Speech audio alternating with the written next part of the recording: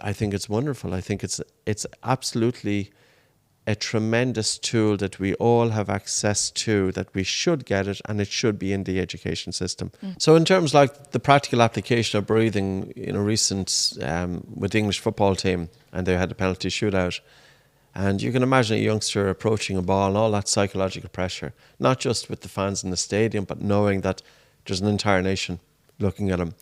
His heart rate could be up 170, 180 beats per minute.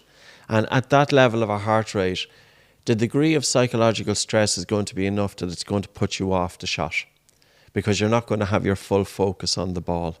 And there's a point at which stress does get too high. Mm-hmm. But knowing with breathing, you could be approaching the ball and just even bringing some attention onto the breath and taking a soft breath in through your nose and a really slow, relaxed, gentle breath out. This will stimulate the vagus nerve. This brings down the speed of your heart rate. You put your critical mind aside. So again, this is tapping into reducing overthinking. So you're getting the thinking mind out of the way. You're putting your absolute 100% of your undivided focus and attention on the task at hand to take that shot. And it's almost that you breathe into the shot. Now, the coach who worked with the English football team has attended oxygen advantage training. Wow. So we know that some of the techniques would have infiltrated into that. But it's not just even, there's one example. We use it with boxers in the ring, MMA fighters, Olympic athletes. I know there's just quite a few Olympic athletes that are preparing for Paris, that are doing exhale hold techniques, which are an integral part of the oxygen advantage.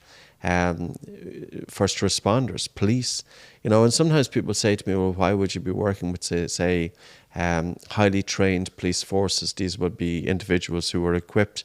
And I suppose the question that I would say back to people, if you were to be encountered by a police officer, would you like that police officer who was armed, would you like them to be highly stressed, mm-hmm. or would you like them to have balance of their autonomic nervous system?